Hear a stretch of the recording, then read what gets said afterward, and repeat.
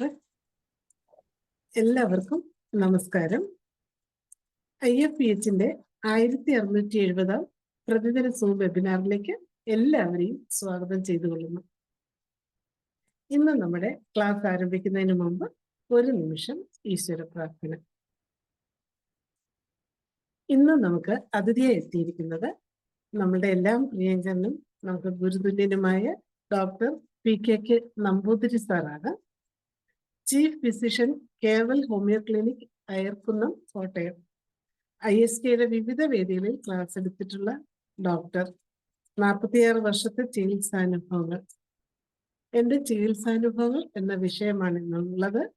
ഇതിനോടകം അനവധി നല്ല അറിവുകൾ തരുന്ന ക്ലാസ്സുകൾ സാറ് നമുക്ക് എടുത്തു തന്നിട്ടുണ്ട്. ഇന്നും നമുക്ക് അതുപോലെയുള്ളൊരു ക്ലാസ് പ്രതീക്ഷിക്കാം. അതിനായി ഡോക്ടർ PK നമ്പൂതിരി സാറ് സാറിനെ ആദരപൂർവ്വം ഈ പ്ലാറ്റ്ഫോമിലേക്ക് സ്വാഗതം ചെയ്തുകൊള്ളുന്നു. സാറിന് ആരംഭിക്കാം.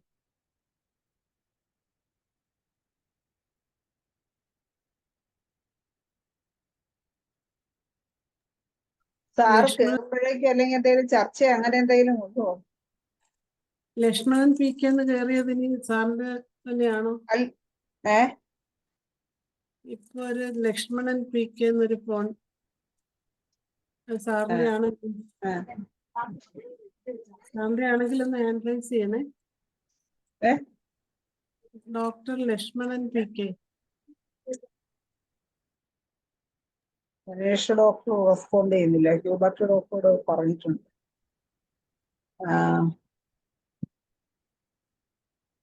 നമ്പൂതിരി സാറ് ഏതെങ്കിലും ഫോണിൽ നിന്ന് കയറിയിട്ടുണ്ടോ? ഒന്ന് ഹാൻഡ് റൈസ് ചെയ്യണേ. പരിചയമില്ലാത്ത പേരുകളൊന്നും കാണുന്നില്ല.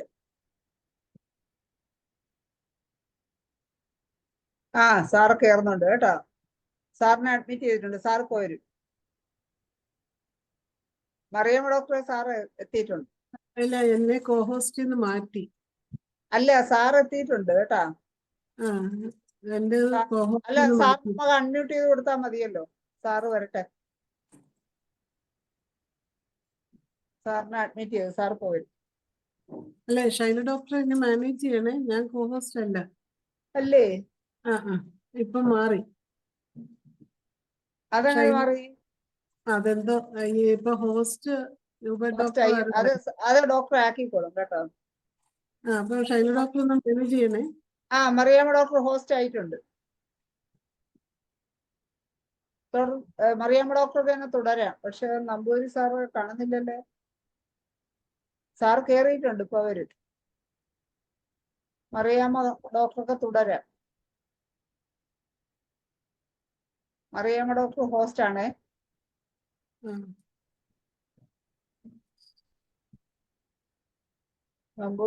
നമ്പൂതിരി സാർ എവിടെ എത്തി? നമ്പൂതിരി സാറിന് എന്റെ പേരാണല്ലോ. നമ്പൂതിരി സാറിന് വീഡിയോ ഓൺ ചെയ്യണേ. സാറിനെ ഒന്നും കൂടെ ഹോസ്റ്റ് ആക്കണേ.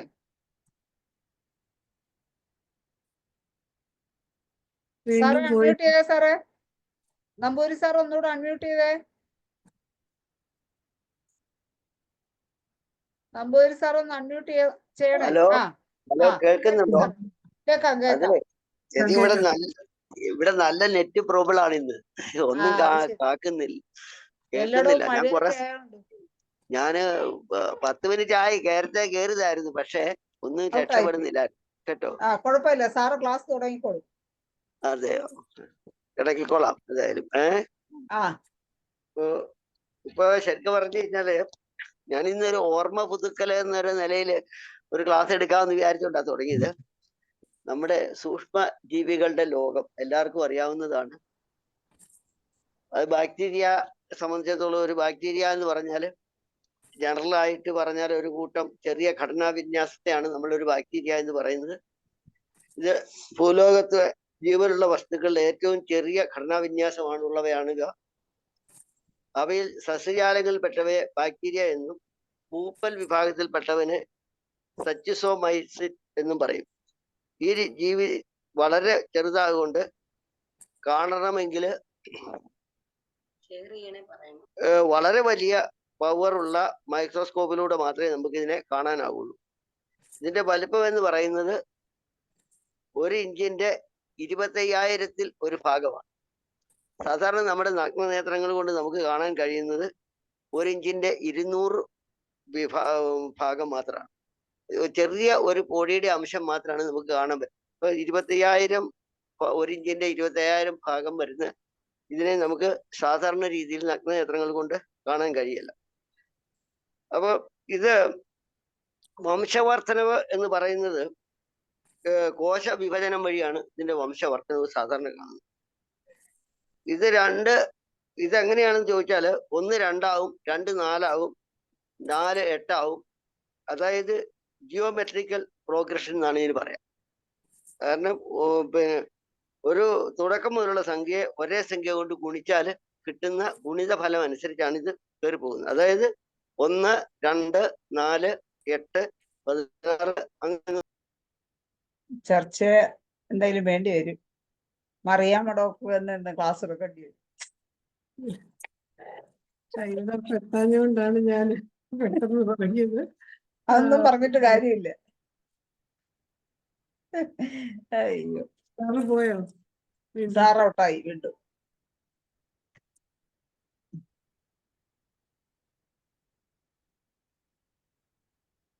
എന്താ ചെയ്യാ? ഹ്യൂബർട്ട് ഡോക്ടർ ഒന്ന് വിളിക്കട്ടെ. സലീംകുമാർ ഡോക്ടർ ഉണ്ട്. നമുക്കൊരു പക്ഷേ എന്താണ് സാറിന്റെ നെറ്റ് കറക്റ്റ് ആയില്ലെങ്കിൽ നമുക്ക് ഒരു ചർച്ചയായിട്ട് കൊണ്ടുപോകേണ്ടി വരും. സലീംകുമാർ ഡോക്ടറോ രാജൻ സാറൊക്കെ ഉണ്ടെന്ന് തോന്നുന്നു. രാജൻ സാർ എന്തെങ്കിലും സാറ് വന്നിട്ടുണ്ട്. രാജൻ സാറില്ലേ? അല്ല, നമ്പൂതിരി സാറ് വന്നിട്ടുണ്ട്. നമ്പൂതിരി സാർ അല്ലെ, ഹ്യൂബർട്ട് ഡോക്ടർ ഉണ്ട്. നമ്പൂതിരി സാറിന് ക്ലാസ് എടുക്കാൻ പറ്റിയില്ലെങ്കിൽ ഹ്യൂബർട്ട് ഡോക്ടർ ഒരു പൊടിക്കൈ പ്രയോഗിക്കണം. സാറ് വന്നിട്ടുണ്ടല്ലോ. സാറേ അൺമ്യൂട്ട് ചെയ്തേ സാറേ. നെറ്റ് പ്രശ്നം തന്നെ ഇന്ന് സാറിനെ. നമുക്ക് നല്ല ദിവസമല്ല സാറിന്റെ ക്ലാസ് കേൾക്കാനുള്ള ഒരു. സാറൊന്ന് അൺമ്യൂട്ട് ചെയ്താൽ മതി സാറേ. ഹോസ്റ്റ് ആക്കിയിട്ടുണ്ട്. ചക്കായിരിക്കുകയാണ്. ഇവിടുത്തെ നെറ്റ് എപ്പോഴും പൊയ്ക്കൊണ്ടിരിക്കുകയാണ് കേട്ടോ. ഇപ്പൊ ഡൈ ഉപയോഗിച്ച് അതിന് നിറം കൊടുക്കുന്ന ഒരു സംവിധാനമാണുള്ളത്. അതിന് ചിലത് നീണ്ട റോഡ് പോലെ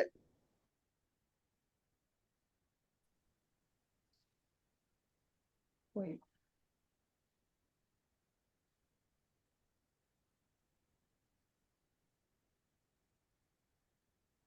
കേൾക്കുന്നില്ല സാറേ, മ്യൂട്ടായി പോയി സാറേ.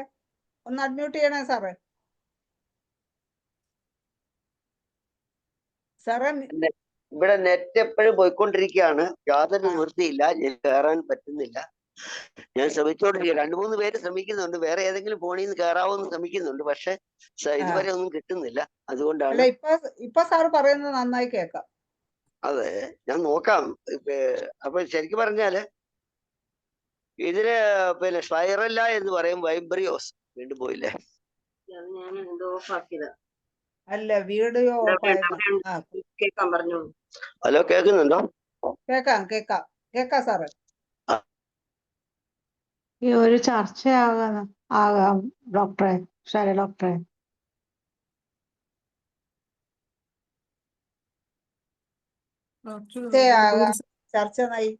ചർച്ച ഒരു എന്താണ്, എന്തെങ്കിലും ഒരു വിഷയത്തെ കുറിച്ച് ഹ്യൂബർട്ട് ഡോക്ടർ എന്ത് പറയുന്നു?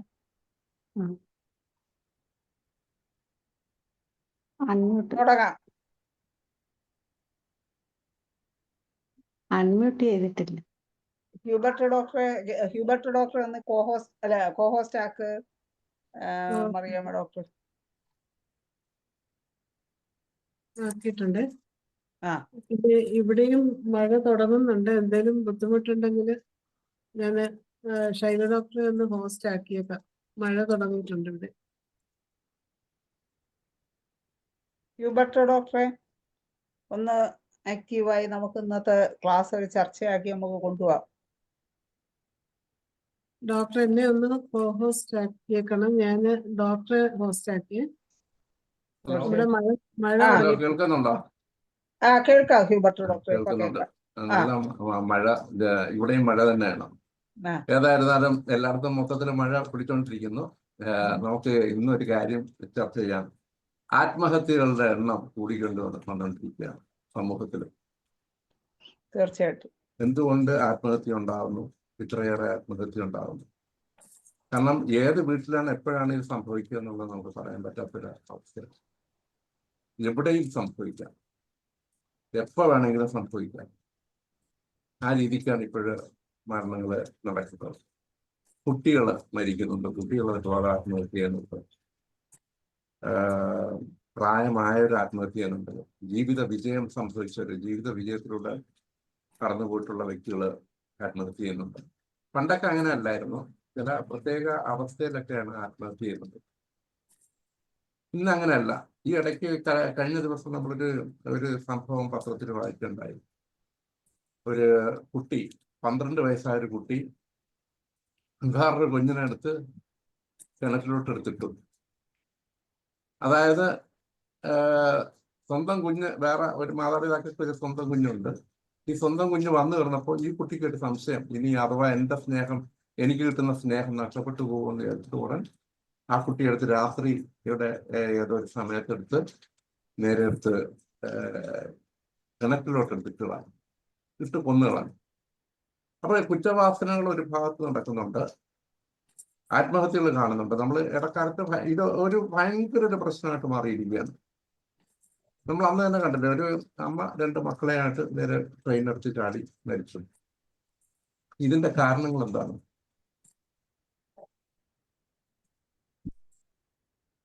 ഒരുപാട് കാരണങ്ങളാണ് നമുക്ക് പറയാനുള്ളത്. നമ്മൾ ചോദിക്കും, പലപ്പോഴും നമുക്ക് തോന്നും സാമ്പത്തിക ബുദ്ധിമുട്ടുകളാണ് ഒരു പ്രശ്നം ഒരു ഭാഗത്തുനിന്ന് കാണുന്നുണ്ടെങ്കിൽ. പിന്നെ ഹ്യൂബർട്ട് ഡോക്ടർ ഒന്ന് വെയിറ്റ് ചെയ്യൂ. നമ്പൂതിരി സാറ് വീണ്ടും കേറിയിട്ടുണ്ട്. മായാറാണി എന്നുള്ള ഒരു ഫോണിൽ നിന്ന് കേറിയിട്ടുണ്ട്. അല്ല ഡോക്ടർ, PKK നമ്പൂതിരി എന്ന് തന്നെ പറഞ്ഞ് കേറിയിട്ടുണ്ട്. അത് ഇതാ വീണ്ടും കാണുന്നില്ല. വേറെ മായാറാണി എന്നുള്ള പേരിൽ കേറുമെന്ന് സാറ് പറഞ്ഞായിരുന്നു.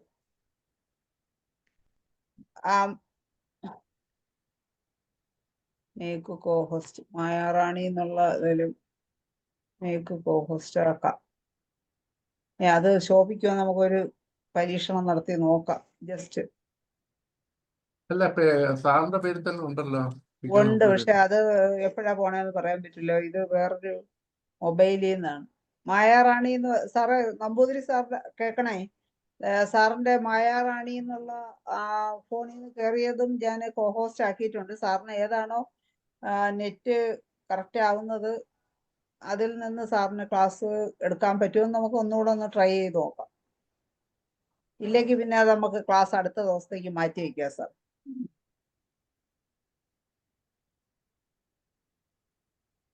ഒമ്പത് 51 ഡോക്ടറെ. സമയം 10 മണി പോയി. എന്ത് ചെയ്യും സാറൊന്ന്? മായാറാണി ഓക്കെ. മായാറാണി എന്നുള്ള നമ്പറിലാണ് സാറ് ക്ലാസ് തുടങ്ങാം. നമുക്ക് ഒന്നുകൂടെ ഒരു അറ്റംപ്റ്റ് നോക്കാം. പറ്റിയില്ലെങ്കിൽ ചർച്ച. സാറ് ട്രൈ ചെയ്യുമ്പോൾ നമുക്കത് സാറ് വന്നിട്ടുണ്ട്.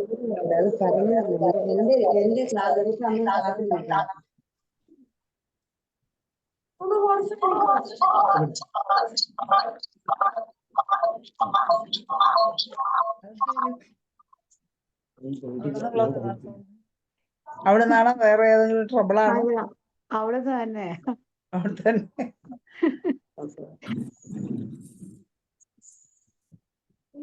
ഒരു മിനിറ്റ്, ഞാൻ മെസ്സേജ് അയക്കാം. സാറേ അല്ല, കേൾക്കാം. വീഡിയോ ഓൺ ചെയ്യണമെന്നില്ല, ക്ലാസ് തുടങ്ങാം. ഓക്കെ, വീഡിയോ വേണമെന്നില്ല. വീഡിയോ വരുമ്പോ ചിലപ്പോ റേഞ്ച് പ്രശ്നം വരും. 2 സിസ്റ്റം ഓൺ ചെയ്തിരിക്കുന്നോണ്ടാണ് മറ്റേ എന്താണ് ഈ മായാറാണി മാത്രം മതി. മറ്റേ സിസ്റ്റം ഓഫ് ചെയ്താ മതി കേട്ടാ. കേൾക്കാമല്ലോ അല്ലേ? കേക്കാം. ഞാനിപ്പോ പറഞ്ഞു വന്നത് ബാക്ടീരിയയെ കുറിച്ചാണ്. ബാക്ടീരിയ ഡൈ ഉപയോഗിച്ച് കൊടുക്കുന്ന ചില റോഡ്സ് നീണ്ട ദണ്ട് പോലെ ഇരിക്കും, ചിലത് കയറ് പോലെ വക്കയുള്ളതാണ്. ഇതിനെ വിംബ്രിയോസ് എന്ന് പറയും. ചിലത് ഗോപുരത്തിന്റെയും മറ്റു കൂർത്ത ശരീരം പോലെ ഇത്തരത്തില് സ്പൈറോക്കീറ്റ എന്ന് പറയും. ചിലത് വൃത്താകൃതിയിൽ കുത്തുകൾ പോലെ ഉണ്ടാവും, ഇതിന് കോക്കസ് എന്ന് പറയും. ബാസിലസും കോക്കസും പലതരത്തിലുണ്ട്. ഇവയെല്ലാം പോഷകാഹാര സപ്ലിമെന്റുകളിൽ ധാരാളമായി കാണാം. ഇത്തരം ഫുഡുകളിൽ ഇവയെ വളർത്തിയെടുക്കുന്ന പ്രക്രിയക്കാണ് നമ്മൾ കൾച്ചർ എന്ന് പറയുന്നത്. ഇത് സാധാരണ 37 ഡിഗ്രി സെന്റിഗ്രേഡ് അഥവാ മനുഷ്യ ശരീരത്തിന്റെ ഇന്റേണൽ ബോഡി ടെമ്പറേച്ചറിൽ വളരുന്നതായി കാണാം. അതുകൊണ്ട് കൾച്ചർ ചെയ്യാൻ ഇൻക്യുബേറ്ററിൽ കൊണ്ട് കൾച്ചർ ചെയ്യാൻ വേണ്ടിയിട്ട് ഇൻക്യുബേറ്റർ 37 ഡിഗ്രി സെന്റിഗ്രേഡിലായിട്ട് ക്രമീകരിച്ചിരിക്കുന്നു. ഇത് ഫ്രോസൺ സ്റ്റേറ്റില്, അതായത് റെഫ്രിജറേറ്ററിൽ ദീർഘകാലം ജീവിച്ചിരിക്കും. 55 ഡിഗ്രി സെന്റിഗ്രേഡ് അതിൽ കൂടുതലുള്ള ടെമ്പറേച്ചറിൽ ഇത് നശിക്കുന്നു. 60 ഡിഗ്രി സെന്റിഗ്രേഡിൽ 10 മിനിറ്റ് ഇരിക്കുമ്പോൾ ഇത് നശിച്ചു പോകുന്നു. കെമിക്കൽ ഔഷധങ്ങൾ ഉപയോഗിച്ചും ഇതിനെ നശിപ്പിക്കാൻ കഴിയും. ബാക്ടീരിയയിൽ സാധാരണ 2 തരമായി തിരിച്ചിരിക്കുന്നു. അതിലെ വളർച്ചയ്ക്ക് ഓക്സിജൻ ആവശ്യമുള്ളവയെ എയറോബ്സ് എന്ന് പറയും. അടുത്ത വിഭാഗം ഓക്സിജൻ ആവശ്യമുള്ളവയല്ല, അവയെ അനോറബ്സ് എന്ന് പറയും. ബാസിലയെ രോഗങ്ങൾ ഉണ്ടാക്കുന്നവയെന്നും രോഗങ്ങൾ ഉണ്ടാക്കവയെന്നും എങ്കിൽ നമുക്ക് പിന്നെ ഇപ്പൊ 55 ആയല്ലോ. ഹൂബർട്ട് ഡോക്ടറെ തന്നെ വിളിച്ചിട്ട് ചർച്ച ചെയ്യാം. ഇത് ഫുള്ളായിട്ട് ചീഞ്ഞ വസ്തുക്കളെ നശിപ്പിക്കുന്ന സാഫ്രോഫൈറ്റ് ആയിട്ട് പ്രവർത്തിക്കുന്നു. അവയിൽ തന്നെ ചിലത് ടോക്സിൻസ് ഉൽപ്പാദിപ്പിച്ച് നമ്മുടെ ശരീരത്തിൽ രോഗങ്ങൾ ഉണ്ടാക്കുന്നു. അത്തരം രോഗങ്ങൾ ചിലപ്പോൾ മരണകാരണമാകാം. ചില ബാക്ടീരിയകൾ മനുഷ്യ ശരീരത്തിൽ മാത്രം ബാധിക്കുന്നവയും ചിലത് മറ്റ് ജീവികളിൽ രോഗമുണ്ടാക്കുന്നവയും, മൂന്നാമത്തെ വിഭാഗം മനുഷ്യരിലും മൃഗങ്ങളിലും രോഗങ്ങൾ ഉണ്ടാക്കുന്നവയും, നാലാമത്തെ വിഭാഗം മൃഗങ്ങളിൽ നിന്ന് മനുഷ്യരിലേക്ക് രോഗം സംക്രമിക്കുന്നതിനും സഹായിക്കുന്നവയും, എന്നാൽ ആനിമൽസിൽ രോഗം ഉണ്ടാക്കുന്നവയുമില്ല. ചില ബാക്ടീരിയോളജിസ്റ്റുകൾ സാഫ്രോഫൈറ്റ്സുകളാണ് ചില സമയത്ത് ടോക്സിൻ ഉൽപ്പാദിക്കാൻ കാരണമാകുന്നതെന്നും അല്ലാത്ത സമയത്ത് സാഫ്രോഫൈറ്റായി മാത്രം അവ പ്രവർത്തിക്കുന്നതിനാൽ ബാക്ടീരിയ ആക്രമണത്തെ തടയാൻ ഐസൊലേഷൻ കാര്യമായ പ്രയോജനം ചെയ്യുന്നില്ല എന്നും വാദിക്കുന്നുണ്ട്. ഒരു രോഗമുണ്ടാകാൻ പുറമേയുള്ള ബാക്ടീരിയകളിൽ കുറ്റാരോപണം വെറുതെയാണെന്നും അവർ വാദിക്കുന്നു. എന്നാൽ ഓരോ രോഗത്തോടു കൂടിയും അസുഖത്തിന്റെ ലീഷനിലോ ഡിസ്ചാർജുകളിലോ ഒരേ തരത്തിലുള്ള ബാക്ടീരിയകൾ ജീവനോട് കൂടിയോ അല്ലാതെയോ ജീവനില്ലാതെയോ ധാരാളമായി കാണാൻ കഴിയുന്നുണ്ട്. ഇത്തരം ബാക്ടീരിയകളെ നമുക്ക് അതിൻ്റെ മീഡിയയിൽ വളർത്താനും സാധിക്കുന്നുണ്ട്. ഇത്തരം ബാക്ടീരിയകളെ കുത്തിവയ്ക്കുമ്പോൾ ജീവികൾ അത് വംശവർദ്ധനവും നടത്തി രോഗങ്ങൾ ഉണ്ടാക്കുന്നതായും കാണുന്നുണ്ട്. ഇത്തരം രോഗങ്ങൾ ഉള്ളവരിൽ ബാക്ടീരിയ കുത്തിവച്ചാൽ ചില രോഗങ്ങൾ മാറുന്നതായും കാണുന്നു. ഈ നിരീക്ഷണങ്ങളെല്ലാം തന്നെ അനവധി ശാസ്ത്രജ്ഞർ അനവധി തവണ പരീക്ഷണ നിരീക്ഷണങ്ങൾ തെളിയിക്കപ്പെട്ടിട്ടുള്ളതുമാണ്. ഇക്കാരണത്താൽ ഇത്തരം ബാക്ടീരിയകളെ ആ രോഗത്തിൻ്റെ പോസിറ്റീവ് ഫാക്ടർ എന്ന് നമുക്ക് പറയാം. ശരീരത്തിൽ രോഗം ഉണ്ടാക്കുന്നതിന് ബാക്ടീരിയ ധാരാളമായി ടോക്സിൻ ഉൽപ്പാദിക്കപ്പെടുന്നുണ്ട്. ഇത്തരം ടോക്സിൻ ശരീരത്തിൽ വിഷബാധ ഉണ്ടാക്കാൻ പര്യാപ്തമാണ്. ഇത്തരം ടോക്സിൻ എക്സോടോക്സിൻ എന്ന് പറയും. ബാക്ടീരിയകൾ എക്സോടോക്സിൻ പ്രൊഡ്യൂസ് ചെയ്യുന്ന എക്സാമ്പിൾ ആയിട്ടാണ് ഡിപ്തീരിയ, ടെറ്റനസ്, ഡിസെൻട്രി, ഗാംഗ്രീൻ മുതലായവ കാണുന്നു. ഒരു വലിയ വിഭാഗം ബാക്ടീരിയകൾ എൻഡോടോക്സിൻ വിഭാഗത്തിൽപ്പെടുന്നു. ഇത് ശരീരത്തിൽ ശീതീകരണം ഉണ്ടാക്കി സ്വാഭാവികമായി നമ്മുടെ ശരീരകോശങ്ങളെ നശിപ്പിക്കുന്നു. ഇത് കോളറ, ടൈഫോയിഡ്, ന്യൂമോണിയ, പ്ലേഗ് മുതലായവയാണ്. വേറൊരു വിഭാഗം ബാക്ടീരിയകൾ ശരീരത്തിലെ ഒഴുകിക്കൊണ്ടിരിക്കുന്ന രക്തത്തെ ബാധിച്ച് ബ്ലഡ് സ്ട്രീമിൽ പഴുപ്പുകൾ ഉണ്ടാക്കുന്നു. സെപ്റ്റിസീമിയ, സ്ട്രെപ്റ്റോകോക്കൽ, സ്റ്റഫൈലോകോക്കൽ, മെനിഞ്ചോകോക്കൽ, സെപ്റ്റിസീമിയ മുതലായവ ഇതിന് ഉദാഹരണങ്ങളാണ്. പരിസ്ഥിതിയുമായി പൊരുത്തപ്പെടുക എന്നത് ജീവികളുടെ സഹജ സ്വഭാവമാണ്. രോഗപ്രതിരോധ സംവിധാനം ഓരോ ആതിഥേയരെയും പ്രകൃതിദത്തമായി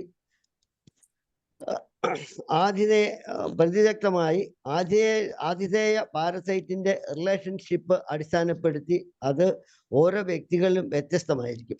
ഓരോ വ്യക്തികളിലും ഉണ്ടാകുന്ന ഈ വ്യതിയാനം വ്യക്തികളുടെ പ്രായം, ഏജ്, നമ്മുടെ ജീവിതത്തിൽ ഉണ്ടാകുന്ന പരിവർത്തനങ്ങൾ, വേരിയസ് സ്പീഡീസിലുള്ള മൂവ്മെന്റ്സ് ഓഫ് ലൈഫ്, ഇക്കാരണത്തിലെല്ലാം മൈക്രോ ഓർഗാനിസം, അതിൻ്റെ ആതിഥേയർ, ഇവയുടെയെല്ലാം ഹോട്ട് പാരസൈറ്റ് റിലേഷൻഷിപ്പ് പ്രധാന ഒരു പഠന സബ്ജക്റ്റ് തന്നെയാണ്.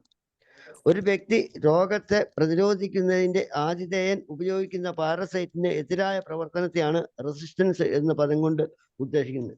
ഈ റെസിസ്റ്റൻസ് ഓരോ വ്യക്തിയിലും വ്യത്യസ്തവുമായിരിക്കും. ഇത് defence mechanism of the individual. നോർമലായിട്ട് ഇവിടെ ഇപ്പോൾ ഞാനത് പ്രതിപാദിക്കുന്നില്ല. ക്രിസ്റ്റൽ വയലറ്റ് നിറവസ്തു ഉപയോഗിച്ച് ബാക്ടീരിയ വേർതിരിച്ചിരിക്കുന്ന പ്രക്രിയയാണ് വയലറ്റ് നിറത്തെ കോശത്തിൽ നിലനിർത്താത്ത ബാക്ടീരിയ ഗ്രാം നെഗറ്റീവ് ബാക്ടീരിയ എന്ന് പറയും.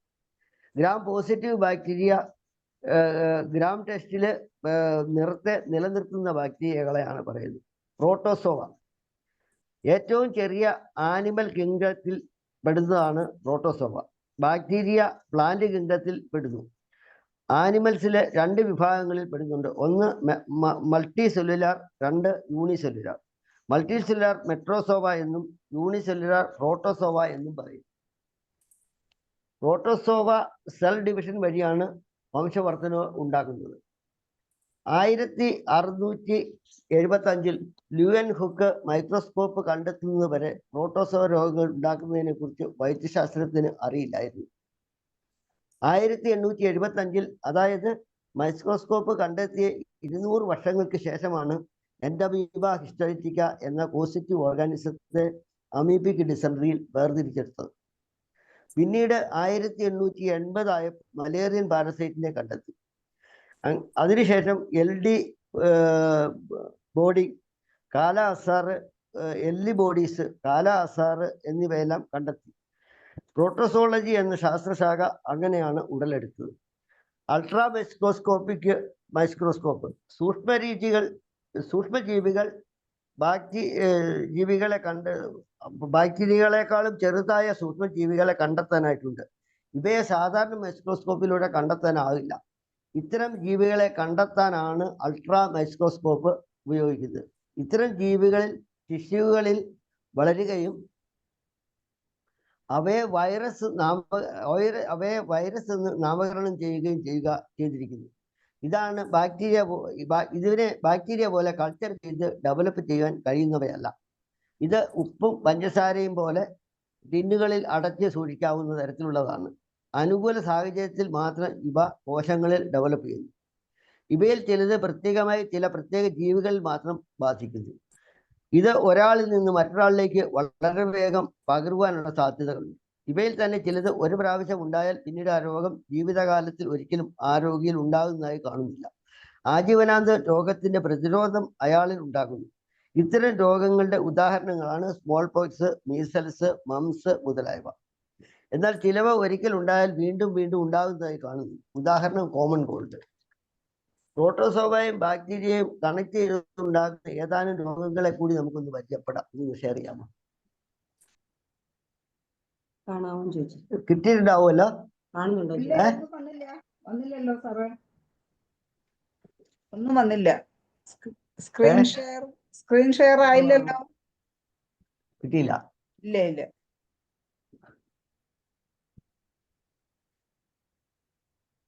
സാറ് കോഹോസ്റ്റ് അല്ലേ? ആണല്ലോ. ആണ്. അപ്പൊ വരേണ്ടതാണ്, വന്നിട്ടില്ല. ഏത് ഫയലാന്ന് പറയാൻ മേല. എന്റെ ഗാലറിയിലാണ്, നിങ്ങളുടെ ഗാലറി മാറിപ്പോയില്ല.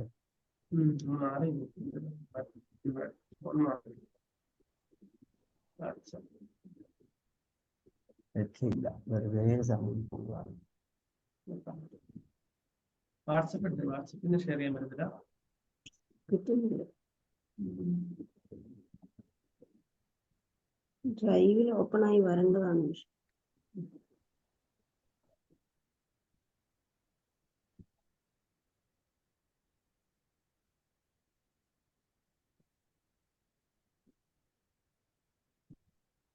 പറ്റുന്നില്ല. വന്നിട്ടില്ല, ഇതുവരെയും വന്നില്ല. കിട്ടണില്ല അല്ലേ? ഓക്കെ, കിട്ടാതെ ഞാൻ പറഞ്ഞിട്ടും കാര്യമില്ല. അത് കാരണം ഞാൻ ശ്രമിച്ചോണ്ടിരിക്കുകയാണ്. ഒന്നുകൂടെ ശ്രമിക്കാം. 10:05 ആയി സമയം. ഇത് മൊത്തം ക്ലാസ് ഏതായാലും ശരിയാവും തോന്നുന്നില്ല. നമുക്ക് ഈ ക്ലാസ് ഒരു ദിവസം കൂടെ അല്ലേ? അത് കാണുന്നില്ല. ഗ്ലെയറെ കാണുന്നു. കാണാം. ക്ലിയറായിട്ട് കാണുന്നു. ക്ലിയർ ആയിട്ട് കാണുക. അങ്ങനെ കാണിച്ചാൽ ഇപ്പൊ വ്യക്തത വരൂല സാറേ. പക്ഷെ അച്ഛന് പറയണെങ്കിൽ അച്ഛന് കാണണം. ഇതിൽ ഓപ്പൺ ആയെന്ന് എനിക്കറിയാം. ഇതിനകത്ത് പിന്നെ- വെളിയിൽ കൊടുക്കാൻ പറ്റുമോ? പിന്നെ അതില്ല, ഇത് നോക്കി അച്ഛന് പറയാവോ? ഏ ഇത് നോക്കി പറയാൻ പറ്റുമോ? നോക്കി പറഞ്ഞിട്ട് കാര്യമില്ല. എന്റെ പിക്ചർ നോക്കി പറഞ്ഞ അവർക്ക് മനസ്സിലാവേണ്ടത്. കുഴപ്പമില്ല സാറേ, ഞങ്ങൾ മനസ്സിലാക്കിക്കോളാം. അല്ലെങ്കിൽ എന്തെങ്കിലും സംശയം ഉണ്ടെങ്കിൽ ചോദിച്ചോളാം. അതെ. കാണുന്നില്ല. സമയം കളയണ്ട. എന്തായാലും പോട്ടെ മുമ്പോട്ട്.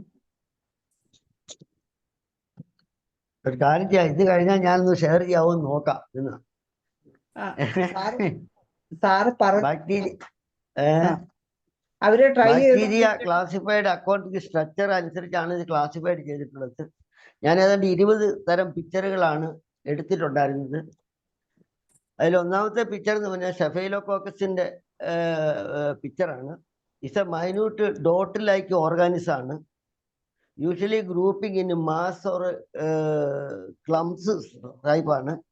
Commonly present in the surface of സ്കിന്നില്, അതുപോലെ ഓറൽ ആൻഡ് ഇൻഡസ്ട്രിയൽ ട്രാക്റ്റുകളിലാണ് ഇത് കാണാറുള്ളത്.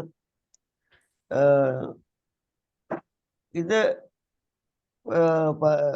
പതോജനറ്റിക് ഓർഗാനിസം കംസ് അബ്നോർമൽ സബ്സ്റ്റൻസസ് ആണ് ഇത് ഉണ്ടാവുന്നത്. ഇത് സാധാരണ രീതിയിൽ എൻഡോകാർഡൈറ്റിസ്, ഓസ്റ്റൈറ്റിസ്,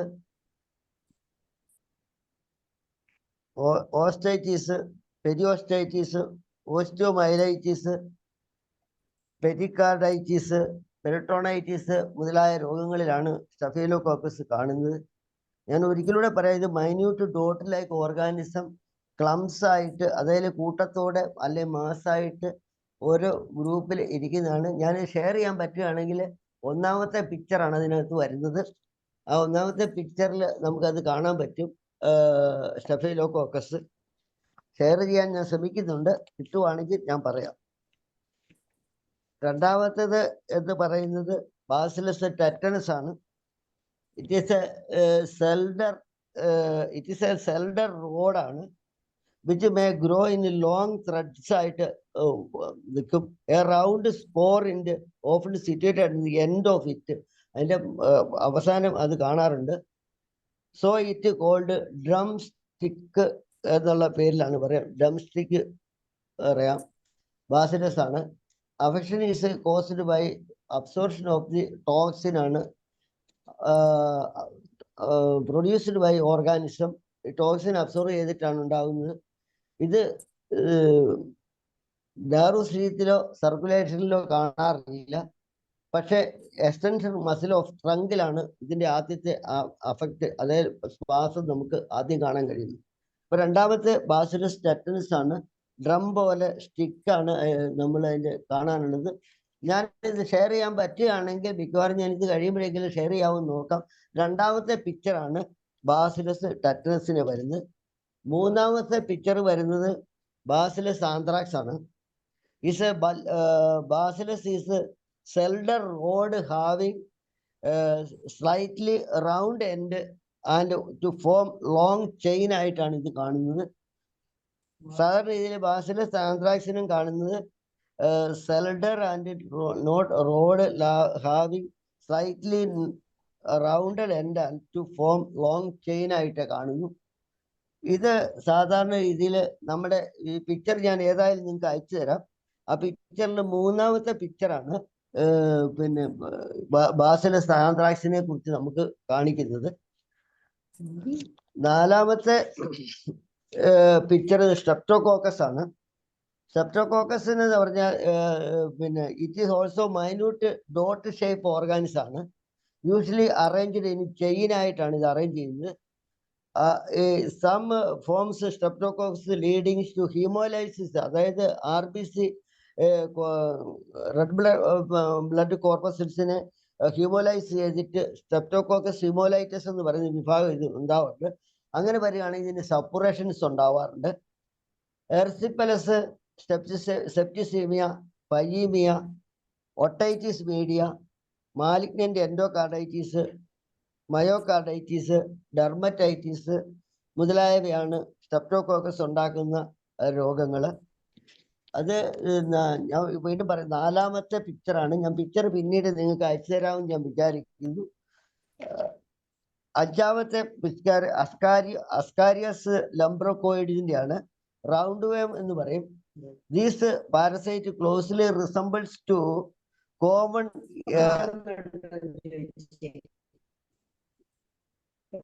സ്ക്രീൻ ഷെയറിംഗ് വന്നിട്ടുണ്ട് സാർ.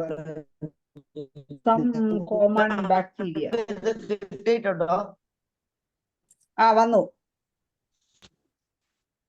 ഒന്ന് ഒരു നോക്കിക്കോളൂ. പിക്ചർ വന്നിട്ടുണ്ട് സാറ്. നമ്മൾ ഹലോ, കോമൺ ബാക്ടീരിയ എന്ന് പറഞ്ഞിട്ടുണ്ട്. വന്നിട്ടുണ്ടെങ്കിൽ സ്ക്രീൻ ഷെയറിംഗ് വന്നപ്പോ സൗണ്ട് പോയി. പടം നിങ്ങൾ സാറേ കാണുന്നുണ്ടോ? വന്നിട്ടുണ്ട് കേട്ടോ. ഹലോ, വന്നിട്ടുണ്ട് സാറേ. നിങ്ങൾക്ക് പടം കാണാമോ ഇപ്പൊ? ഇനി നമുക്ക് 5ാമത്തെ ഞാൻ നെറ്റ് പോണപ്പോൾ അസ്കാരിയസ് ലംബ്രകോയിഡസ് എന്ന് പറയുന്നതാണ്. റൗണ്ട് വേം ആണത്. ശരിക്ക് parasite closely resembles to common earthworm. നമ്മുടെ സാധാരണ നാട്ടിൽ വരെ പോലെ തന്നെയാണ് ഇത് കാണുന്നത്.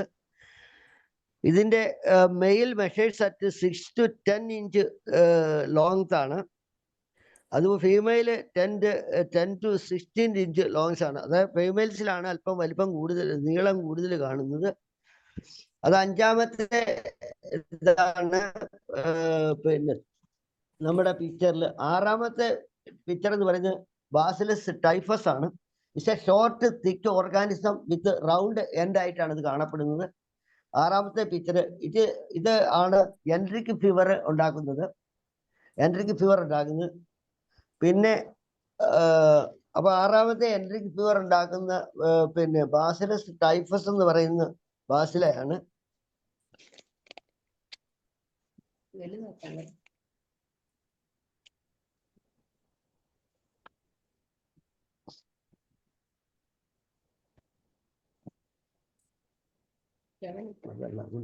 ഏഴാമത്തെ പിക്ചർ എന്ന് പറയുന്നത് 2 പിക്ചറുണ്ട്, എ ആൻഡ് ബി.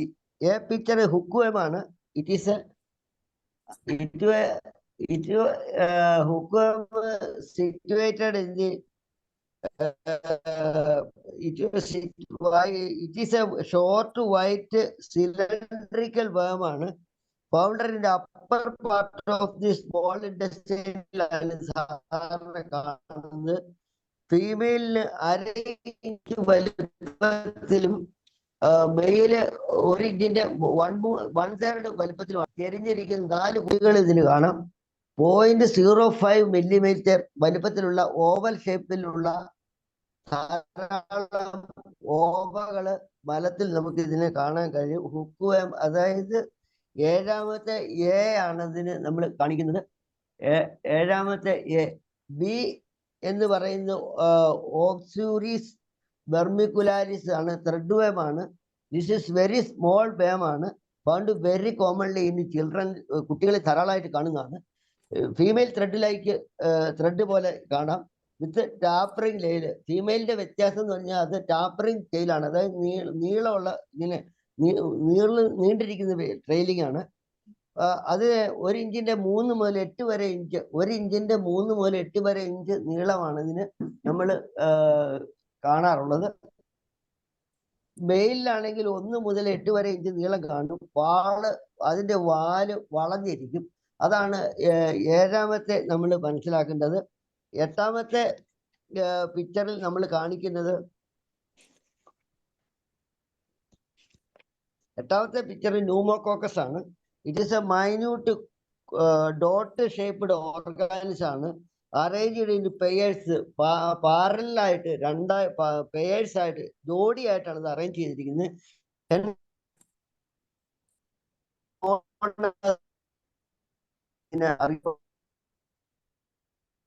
സ്ക്രീനും പോയ ആളും പോയി.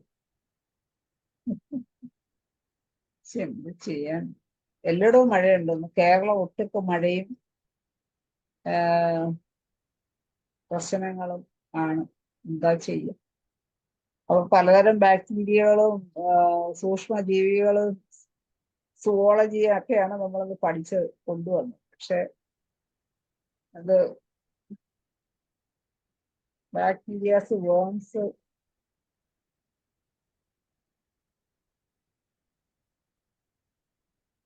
ഒന്ന് മനസ്സിലാക്കാമായിരുന്നു.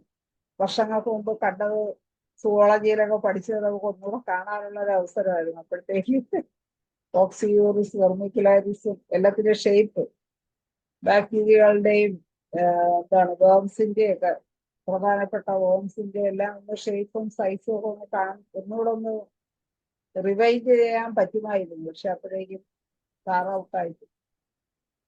ഏകദേശം 19-20 ആയി. ഇനി എന്തെങ്കിലും ആർക്കെങ്കിലും എന്തെങ്കിലും ആശയവിനിമയം ചെയ്യാനുണ്ടെങ്കിൽ നമുക്ക് എന്തെങ്കിലും സംസാരിക്കാം. എന്തെങ്കിലും കേസുകളോ, ലതാ മനോഹരൻ ഡോക്ടർക്ക് എന്തെങ്കിലും കേസുകളോ എല്ലാം പറയാനുണ്ടോ? ജയലളിത ഡോക്ടറുണ്ട്. ജയലളിത ഡോക്ടർക്ക് എന്തെങ്കിലും കേസുകൾ എന്തെങ്കിലും പറയാനുണ്ടെങ്കിൽ പറയാം. നമുക്ക് വെറുതെ സമയം കളയണ്ട. ജയലളിത ഡോക്ടറെ ഒന്ന് അൺമ്യൂട്ട് ചെയ്തേ ഡോക്ടറെ.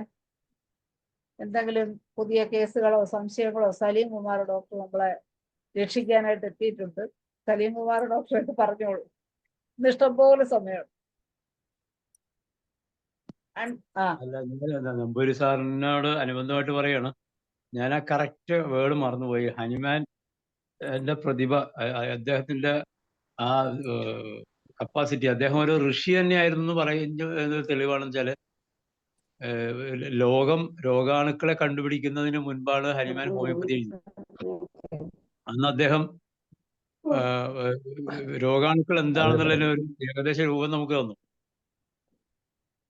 ചില രോഗങ്ങൾക്ക് പിറകിലായിട്ട് മൈന്യൂട്ട് എന്താണ് മൈക്രോസ്കോപ്പിൽ നിന്ന് വാക്കല്ല, തീരെ ചെറുതും സൂക്ഷ്മമായിട്ടുള്ള മൈന്യൂട്ട് 2-3 വാക്കുകളുണ്ട്. ഓർഗാനിസം എന്നുള്ള വാക്കുണ്ട്, പിന്നെ ഒരു രണ്ട് വാക്കുകൂടി ഉണ്ട് അതിന് ആ വിശേഷണങ്ങൾക്ക്. നമ്മുടെ കണ്ണുകൊണ്ട് കാണാൻ പറ്റാത്തതും മൈന്യൂട്ടുമായ ഓർഗാനിസംസിന്റെ സാന്നിധ്യം നമ്മൾ സംശയിക്കേണ്ടിയിരിക്കുന്നു അദ്ദേഹം പറഞ്ഞു. ആ വേർഡ്സ് ഇപ്പൊ വായിലേക്ക് വരുന്നില്ല. അന്ന് ഇങ്ങനെ ചിന്തിക്കാൻ പോലും ഈ ലോകത്തിന് സാധിക്കുമായിരുന്നില്ല. അങ്ങനെ ഒരു ഘട്ടത്തിലാണ് ഹനുമാൻ ഇത് എഴുതി വെച്ചത്. യഥാർത്ഥത്തിൽ ബാക്ടീരിയോളജിയുടെ പിതാവ് ബാക്ടീരിയോളജിയുടെ പിതാവായിട്ട് നമുക്ക് ഹനുമാനെ വിശേഷിപ്പിക്കാം അല്ലേ? നമുക്ക് പറയാം, നമുക്ക് തർക്കം ഉന്നയിക്കാൻ. ഇങ്ങനെ ഒരു സാധനം കണ്ട നിങ്ങള് മൈക്രോസ്കോപ്പ് വെച്ച് കാണുന്നതിന് മുമ്പ് ഞാൻ പറഞ്ഞോളാം. സാറ് വന്നിട്ടുണ്ട്, മായാറാണി. ഒരു മെസ്സേജ് അയച്ചു. ഹലോ, കേൾക്കുന്നുണ്ടോ? ഞാൻ ഇനി ഇപ്പൊ ക്ലാസ് എടുത്തോണ്ട് പ്രത്യേകിച്ച് മുഴുവൻ കണക്ഷൻസ് മൊത്തം പോയി കിടക്കുന്നുണ്ട്. എന്താ ചെയ്യേണ്ടതെന്ന് എനിക്ക് തന്നെ അറിയാൻ മേല. പറഞ്ഞിട്ട് കാര്യമില്ല, ഒന്നും ശരിയാവും തോന്നില്ല. വേറൊരു ദിവസം ഞാൻ എടുക്കാമെന്ന് എന്റെ വിശ്വാസം. എന്തെങ്കിലും ഹലോ, സാറേ, നമുക്ക് നല്ല അന്തരീക്ഷമുള്ള ഒരു ദിവസം ഈ മറ്റേ ആ സാറിന്റെ പിക്ചറുമായിട്ട് വന്നു. പിക്ചർ മുതലുള്ളത് നമുക്ക് ഒന്നും കൂടി ഒരു ക്ലാസ്സില് ആ ഭാഗം പിക്ചർ മുതലുള്ള ഒരു ക്ലാസ് ഞാൻ എടുക്കാം. അതായിരിക്കും നല്ലതെന്ന് തോന്നുന്നു. അതിപ്പോ ഇത് പോയിട്ട് പ്രത്യേകിച്ച് ഒരു കാര്യമില്ല. ഇനിയിപ്പോ 10 മിനിറ്റ് കൊണ്ട് വേണമെങ്കിൽ വല്ല ഞാൻ ക്ലിനിക്കൽ ടിപ്സോ വല്ലതും വേണേ പറഞ്ഞുതരാം. അല്ല, നോക്കിയാലേ എനിക്ക് പറയാൻ പറ്റുള്ളൂ. ഞാൻ പെട്ടെന്ന് നോക്കിയിട്ട് പറയാൻ പറ്റുള്ളൂ കേട്ടോ. പെട്ടെന്ന് പറഞ്ഞു കഴിഞ്ഞാൽ ഇത്ര അഫോർസ് ആണെന്ന് പറയാൻ പറ്റിയല്ലോ. നമുക്ക് നോക്കിയിട്ട് ഞാൻ അടുത്ത ക്ലാസ്സിൽ അത് പറഞ്ഞുതരാം. എനിക്ക് പെട്ടെന്ന് പറഞ്ഞു. അപ്പൊ ആ ഒരു അതില് മൈന്യൂട്ടാണെന്നും കണ്ണുകൊണ്ട് കാണാൻ പറ്റാത്തതാണെന്നും ഓർഗാനിസം ആണെന്നും ഒക്കെ അദ്ദേഹം എഴുതി വെച്ചു. അതെ, ഉണ്ടായിരുന്നു അത്. അപ്പൊ എങ്ങനെയാണ് വേണ്ട? 10 മിനിറ്റ് വേണമെങ്കിൽ ഞാൻ ഒരു ക്ലിനിക്കൽ ടിപ്സിൽ എന്തെങ്കിലും കുറച്ച് വേണേ പറഞ്ഞു തന്നിട്ട് പോകാത്രേ ഉള്ളൂ പറയാനുള്ളൂ കേട്ടോ. എന്താണ് സാറേ, എന്താണ് പറയാന്ന് വെച്ചാൽ 10 മിനിറ്റ് കൊണ്ട് ഞാൻ വേണേ ക്ലിനിക്കൽ ടിപ്സ് ആയിട്ട് വേറെ 1-2 മെഡിസിൻ പറഞ്ഞു തരാം. ഞാൻ ബാക്ടീരിയോളജിയും പ്രോട്ടോസോളജിയും ഇനി എടുക്കത്തില്ല. കാരണം ഇത് കണക്ട് ചെയ്ത് പോകുമ്പോൾ സമയം ഒട്ടും കളയണ്ട. സാറ് പറഞ്ഞോളൂ, എന്താണ് സാർ പറയാൻ ഉദ്ദേശിക്കുന്നതെന്ന് വെച്ചാൽ അതങ്ങ് പറഞ്ഞോളൂ. വാക്സിനേഷന് ശേഷം ഉണ്ടാകുന്ന കുഴപ്പങ്ങളാകുന്നതിന് നമുക്ക് സാധാരണ പനിയായിട്ട് വരുമ്പോൾ അക്കോണൈറ്റ് 200 റിപ്പീറ്റഡ് ഡോസ് കൊടുക്കാം. കേൾക്കുന്നുണ്ടല്ലോ അല്ലേ? കേൾക്കുന്നുണ്ടല്ലോ. വാക്സിനേഷന് ശേഷം ഉണ്ടാകുന്ന കുഴപ്പങ്ങൾക്ക് പനിയായിട്ട് വരികയാണെങ്കിൽ അക്കോണൈറ്റ് കേൾക്കണില്ല. ഞങ്ങൾക്ക് കേൾക്കാം. അത് എന്റെ കുഴപ്പമാണ്. ഇവിടെ മഴ, ഭയങ്കര മഴ.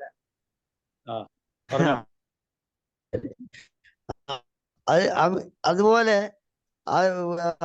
വാക്സിനേഷന് സാറ് പോയി വീണ്ടും. വാക്സിനേഷൻ ശേഷമുള്ള ആദ്യം പറഞ്ഞ മരുന്നേതാ സാറിന്റെ? പനിക്ക് അക്കോണേറ്റ് 200 റിപ്പീറ്റഡ് ഡോസ്. ആ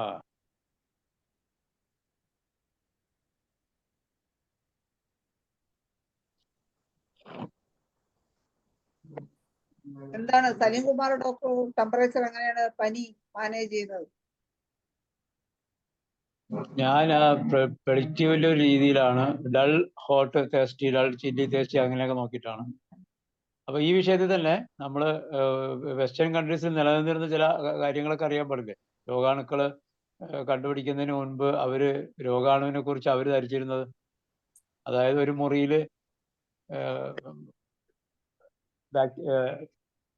എലിയ ഉണ്ടാക്കണത് എങ്ങനെ, എലിയെ സൃഷ്ടിക്കണം, ഒരു മുറി അടച്ചിടുക, അതിൽ കുറച്ച് പഞ്ഞിയും പഴയ തുണികളെടുത്തിടുക, അങ്ങനെ അടച്ചിട്ട് കുറച്ച് ദിവസം കഴിയുമ്പോൾ എലി ഉണ്ടാവും. അങ്ങനെയൊക്കെ ഉണ്ടായിരുന്ന ഒരു ധാരണ ഉണ്ടായിരുന്ന ഒരു ജനവിഭാഗമായിരുന്നു ിലേക്കാണ് പിന്നീട് ശാസ്ത്രം കയറി വന്നത്. അധികം നാളൊന്നും ആയിരുന്നില്ല. അതേ സമയത്ത് ആയിരക്കണക്കിന് വർഷം മുമ്പ് നമ്മൾ ഇന്ത്യയിൽ ആയുർവേദമൊക്കെ ഉണ്ടായിരുന്ന ഇന്ത്യയിൽ ഇവിടെ ആരും അങ്ങനെ ചിന്തിച്ചിട്ടില്ല, എലി തന്നെ ഉണ്ടാവുമെന്നും ഇങ്ങനെയുള്ള ചിന്തകൾ. എന്തായാലും ഇന്ന് രക്ഷയുണ്ടാവും തോന്നുന്നില്ല കേട്ടോ. ഏതായാലും വാക്സിനേഷൻ എടുത്ത ഭാഗത്ത് ഇപ്പം ചൊറിച്ചിലും ഉണ്ടാവുകയാണെങ്കിൽ മർസോൾ ആൾട്ടർനേറ്റ് ചെയ്ത് സൾഫറാണ് കൊടുക്കുന്നത്. 30 പൊട്ടൻഷ്യനാണ് എല്ലാത്തിനും കൊടുക്കുന്നത്. വാക്സിനേഷന് ശേഷം വയറിളക്കം ഉണ്ടാകുന്ന കേസുകൾ ഉണ്ടാവാറുണ്ട്. അങ്ങനെ വരികയാണെങ്കിൽ തൂജ ആൾട്ടർനേറ്റ് വെച്ച് സൈലീഷ്യ 200 ആണ് കൊടുക്കുക. തൂജ 30 തന്നെയാണ് എടുക്കുക, സൈലീഷ്യ 200 ആണ് കൊടുക്കുക. പിന്നെ വെയിൻസിൽ നീർക്കെട്ട്, അത് ഇതുമായിട്ട് ബന്ധപ്പെട്ടല്ല, അല്ലാതെ വെയിൻസിൽ തിരകളിൽ നീർക്കെട്ടും വേദന ഉണ്ടാകുന്ന കേസുകൾ വരാറുണ്ട്. അങ്ങനെ വരികയാണെങ്കിൽ ഹമാവലിസ് 30 റിപ്പീറ്റഡ് ഡോസാണ് കൊടുക്കുക. ഇത് ഹമാവലിസ് ടിഞ്ചർ പുറമേ നമുക്ക് പുരട്ടാനും നല്ലതായിട്ട് കൊടുക്കാൻ പറ്റുന്നുണ്ട്. പിന്നെ ഈ ഡെലിവറിക്ക് ശേഷം ഉണ്ടാകുന്ന കേസുകൾ ഫ്ലിപ്പൈറ്റിസ് ആണെങ്കിൽ ഹമാവലിസിനേക്കാൾ നല്ലത് പൾസാറ്റില 200 ആയിരിക്കും. വെയിൻ കട്ടി പിടിച്ചിരിക്കുന്ന പോലെയുള്ള അവസ്ഥ നമുക്ക് ചിലർ കാണാറുണ്ട്. നമ്മൾ തൊട്ട് നോക്കുമ്പോൾ നല്ല കട്ടിയായിട്ട് വെയിനകത്ത് വരുന്ന, അങ്ങനെയാണെങ്കിൽ അവിടെ ഫോർമിക്ക റൂഫ 3x ആണ് പ്രയോജനം ചെയ്യുന്നത്. വീണ്ടും വളരെ പഴയ തടിപ്പുകൾ പോലെ വരുന്ന ഈ, അതായത് പേർക്കോസ് വെയിൻസ് വളരെ പഴകിയതാണെങ്കിൽ നമുക്ക് അവിടെ കൊടുക്കാൻ പറ്റുന്ന മെഡിസിൻ ഫ്ലൂറിക് ആസിഡ് 30 ആണ്, റിപ്പീറ്റഡ് ഡോസ് തന്നെയാണ്. എല്ലാ മെഡിസിനും ഞാൻ 30 പൊട്ടൻസി റിപ്പീറ്റഡ് ഡോസാണ് മിക്കവാറും കൊടുത്തുകൊണ്ടിരിക്കാറ്. പിന്നെ യൂള, ഉണ്ണാക്ക്, കുറുനാവ് നീര് വച്ച് വ്രണമുണ്ടാക്കി ചില ആൾക്കാർ വരാറുണ്ട്. ഇങ്ങനെ വരുന്ന കേസുകളിൽ മർക്കോർ 30 റിപ്പീറ്റഡ് ഡോസാണ് കൊടുക്കുക. നീര് വച്ച് നീളം വച്ചതിനാൽ കിടക്കുമ്പോൾ ചുമ വർദ്ധിക്കുന്ന ആളുകളുണ്ട്. ഇവർക്ക് ഹയോസിയാമസ് 30 ആണ് കൊടുക്കാറ്. തൊണ്ടയിൽ ഈ ഉണ്ണാക്ക് തടഞ്ഞു നിന്ന് ചുമയുണ്ടാകുന്ന കേസുകളിൽ നമുക്ക് അലുമിന 30 റിപ്പീറ്റ് ചെയ്ത് കൊടുക്കാൻ പറ്റും. പിന്നെ യൂട്രസിൽ, ഗർഭപാത്രത്തിൽ ഉണ്ടാകുന്ന വലിയ വേദനകൾക്കും അസ്വസ്ഥതകൾക്കും ഉറക്കമില്ലായ്മ എന്നൊക്കെ പറഞ്ഞു വരുന്ന കേസുകളിൽ ആക്ടിയ റെസിമോസ 30 റിപ്പീറ്റഡ് ഡോസ് കൊടുക്കാം. ലൂക്കോറിയയോട് കൂടി ആണ് ഈ യൂട്രസിൽ പെയിൻ പറയുന്നതെന്നുണ്ടെങ്കിൽ മാഗ്നീഷ്യം മ്യൂരാറ്റിക്കം 30 ആണ് കൊടുക്കുക. ചില ആളുകൾ യൂട്രസ് കീഴ്പോട്ട് ഇറങ്ങിപ്പോകുന്നത് പോലെ തോന്നുന്നു എന്നും പറഞ്ഞ് മലവിസർജനത്തിനുള്ള സമ്മർദ്ദത്തെ തുടർന്ന് യൂട്രസ് ഇറങ്ങി വരുന്നു എന്നൊക്കെ പറഞ്ഞു വരാറുണ്ട്. ഇത്തരം കേസുകൾ ടീലിയ യൂറോപ്പിക്ക എന്ന മെഡിസിനാണ് നമ്മൾ കൊടുക്കുക. 30 പൊട്ടൻസി ആണ്, റിപ്പീറ്റഡ് ചെയ്താണ് നമ്മൾ ഡോസ് കൊടുക്കേണ്ടത്. ടീലിയ യൂറോപ്പിക്ക, അത് റയർ റെമഡി, അത് ടീലിയ യൂറോപ്പിക്ക, TILIA യൂറോപ്പിയ. അത് റയർ റെമഡിയാണ്, സാധാരണ ആൾക്കാരത് ഉപയോഗിക്കാറില്ല. അതുകൊണ്ടാണ് ഞാനത് അങ്ങനെ എടുത്തു പറയുന്നത്.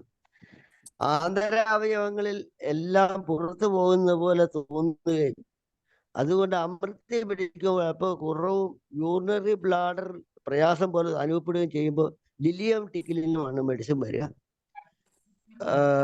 ആന്തരാവയവങ്ങൾ പുറത്തിറങ്ങാതിരിക്കാൻ കാലുകൾ മടക്കി ചില ആളുകൾ ഇരിക്കുന്നതായിട്ട് കാണാം. അല്ലെങ്കിൽ അങ്ങനെ ഒരു അവസ്ഥ ചില ആളുകൾ ചെയ്യുന്നുണ്ട്. അങ്ങനെയുള്ള കേസുകളിൽ സെപ്പിയ 200 ആണ് നമ്മൾ കൊടുക്കുന്നത്. സിംഗിൾ ഡോസേ കൊടുക്കാവുള്ളൂ. സെപ്പിയ കൊടുക്കുമ്പോൾ സിംഗിൾ ഡോസേ കൊടുക്കാവുള്ളൂ. യൂട്രസ് അമിതമായി പുറത്തിറങ്ങി വരുന്ന ആളുകളിൽ ഫ്രാക്സിസ് അമേരിക്കാന ടിഞ്ചറാണ് കൊടുക്കുന്നത്. ചില ആളുകൾ ഇത് 30 കൊടുത്താലും റിസൾട്ട് ഉണ്ടെന്ന് പറയുന്നുണ്ട്. പക്ഷെ ഞാനത് ടിഞ്ചറാണ് കൊടുക്കുന്നത്. അപ്പോൾ യൂട്രസിന്റെ നല്ല ചുവപ്പ് തരത്തിലുള്ള രക്തം ഇടയ്ക്കിടെ നടുവിൽ നിന്നും അരവഴി മുഖത്തേക്ക് വേദന പായുകയും ചെയ്യുമ്പോൾ യൂട്രസ് ബ്ലീഡിങ്ങിന് പ്രധാന ഔഷധം സബൈന തന്നെയാണ്. അതും റിപ്പീറ്റഡ് ഡോസ് തന്നെയാണ് നമ്മൾ കൊടുക്കുന്നത്. അടിവയറ്റിൽ വേദനയോട് കൂടി അമിതമായി രക്തം പോകുന്നതായാൽ ഫൈക്കസ് റിലിജിയോസ കൊടുക്കാം. ഇത് നല്ല ഫലം കാണും.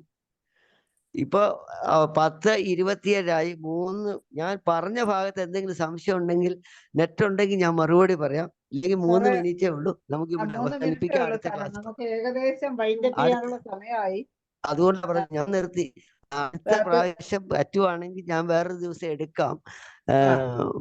മറ്റൊക്കെ വരട്ടെ, അതേ പറയാൻ പറ്റുള്ളൂ കേട്ടോ. ശരി എന്നാ, സോറി ഫോർ അൺകൺവീനിയൻസ്. അത് കുഴപ്പമില്ല സാറേ. ഈ കാലാവസ്ഥ നമുക്ക് പ്രവചിക്കാൻ പറ്റൂല, മാറ്റാൻ പറ്റൂല. ആയിക്കോട്ടെ, ശരി.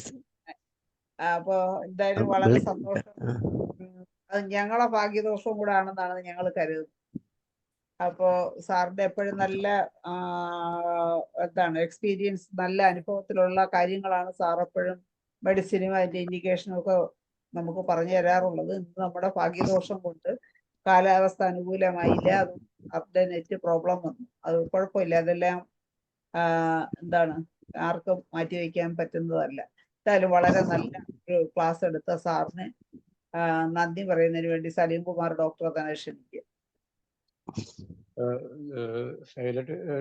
ഡോക്ടർ പറഞ്ഞു നിർത്തിയോടുന്ന് തുടങ്ങുകയാണ്. സാറിൽ നിന്ന് കേൾക്കാറുള്ള വടിവത്ത മലയാളത്തിലെ മിഴിവത്ത സംഭാഷണത്തിൽ അല്ലെങ്കിൽ ഉച്ചാരണത്തിൽ കേൾക്കുന്നത് ഇന്ന് ഇടയ്ക്കിടയ്ക്ക് മുറിഞ്ഞു പോയി. അത് സാറിന്റെ കുറ്റമല്ല. അതുകൊണ്ട് ഞങ്ങൾ സാറിനോട് ക്ഷമിച്ചിരിക്കുന്നു.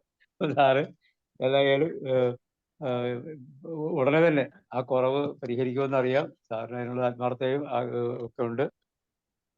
ഏതായാലും ഇന്ന് പറയാനിരുന്നത് പൂർത്തിയാക്കാൻ വേണ്ടി എത്രയും പെട്ടെന്ന് വരണമെന്ന് EFPHന്റെ ഇതിൽ കേൾക്കുന്ന എല്ലാവർക്കും വേണ്ടി അഭ്യർത്ഥിച്ചുകൊണ്ട് ഇന്ന് വരാൻ ശ്രമിച്ചതിനും പ്രത്യേകിച്ച് നന്ദി പറഞ്ഞുകൊണ്ട് ഞാൻ അവസാനിപ്പിക്കുന്നു. ഓക്കെ, നന്ദി സലീം കുമാർ ഡോക്ടറെ. എന്തായാലും നമ്മുടെ ഇന്നത്തെ മലയാള സെഷൻ വൈൻഡപ്പ് ചെയ്യാനുള്ള സമയമായി. എല്ലാവർക്കും ഒരിക്കൽ കൂടി നന്ദിയും ശുഭരാത്രിയും നേർന്നുകൊണ്ട് ഇന്നത്തെ മലയാള സെഷൻ കൂടെ അവസാനിപ്പിക്കുകയാണ്. നമസ്കാരം. താങ്ക്സ്.